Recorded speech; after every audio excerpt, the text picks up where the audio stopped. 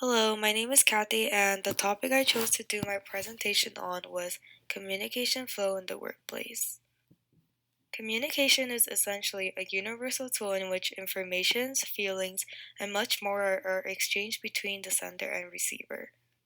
In the workplace, communication can flow in three different types of directions: downward, upward, and lateral flows. Downward flow is when communication moves down a ladder from the supervisor to subordinates. Upward flow is when communication moves back from the bottom of the ladder to the top, such as employees talking to their bosses. And lastly, lateral flow is the interaction between people on the same level of the ladder, for example, your colleagues or coworkers. My case study focuses on my experiences as a research assistant. I am currently in a research team of a professor as a supervisor, two graduate RAs, and four undergraduate research assistants. As we recently tackled a complex data coding project, there has been immense communication failure within the team. To start off, there was a lack of clear instructions and very little feedback on our progress. I often felt frustrated and lost as the upper level were very delayed in answering any questions that we may have had. This is an example of a breakdown in downward flow. This, of course, led to weak relationships between the hierarchies. For example, us as undergraduates grew more and more hesitant to reach out for help. It felt as if our comments and concerns were not a priority. It led to decreased motivation and productiveness, as I found myself pushing the project aside for other things. In addition, there was a hole in lateral flow. For the most part, my co-researchers and I formed friendships and were able to be there for each other when needed. However, there was one person on the team who was pretty much MIA and seemed to be messing up our work. He would input any data just to get the work done and over with.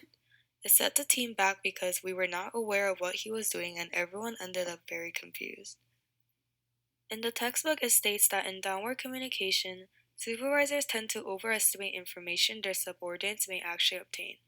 For example, my professor assumed that we knew exactly how to code for the data. Another problem that can occur is the act of exaggerating, creating pressure that causes workers to feel overwhelmed and stressed. An example of this is a sudden deadline for the project. The textbook also emphasizes how there must be stable and equal feedback as to how workers are doing. In upward communication, it is important that the upper level receives feedback on their own performance from another perspective. However, subordinates may be reluctant to do this in fear of negative consequences or loss of hope. Filtering is when one intentionally leaves or holds back certain information, otherwise known as the mum effect. This was seen in the Challenger disaster, as NASA engineers chose not to notify their supervisors of potential faults the space shuttle could have had, which ultimately led to a disaster. Lastly, lateral communication is essentially maintaining social relationships and working together to reach a common goal. In lateral communication, informal ways of interactions, known as grapevines, can arise from friendships. However, some potential problems that come with this include rumors and competition between colleagues. The objective of my research study was to inquire workers' view on communication flow during workplace meetings and to determine whether a variety in communication was necessary. It was carried out as a mixed method study collecting data from observations, interviews, and feedback seminars. The focus group was around 4,500 employees at a Swedish hospital.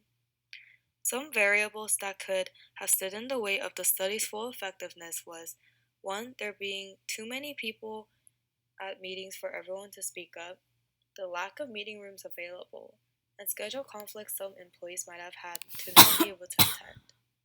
The study found that during the meetings, downward communication occurred about half the time, while upward communication took place the least. In terms of downward communication, employees wanted to know more about top management's decisions and informations. They wanted to know why certain decisions were made and how they would be affected as a whole. In regards to upward communication, employees wanted to be able to input their own opinions into organizational matters. Finally, employees also wanted to create an open environment with their coworkers to be able to educate each other and gain valuable insight.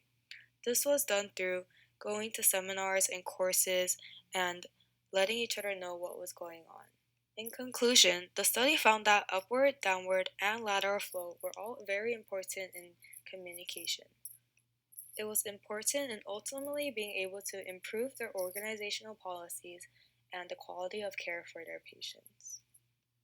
A solution to downward communication is to tackle under communication by being more responsive and supportive, such as messaging back in a timely manner.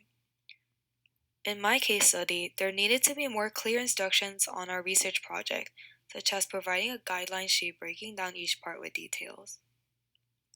The open door policy is one solution to upward communication, which is essentially creating a separate time and place for subordinates to come in and talk. For example, my professor could hold weekly office hours to go over our work and provide feedback.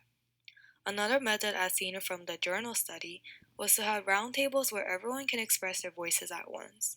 This could help with communicating with the upper management and gaining the confidence and assurance to voice your opinions.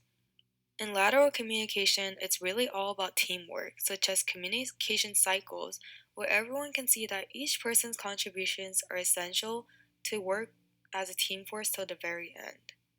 It is also helpful for colleagues and coworkers to share content and knowledge with each other in order to enlighten and build trust within each other.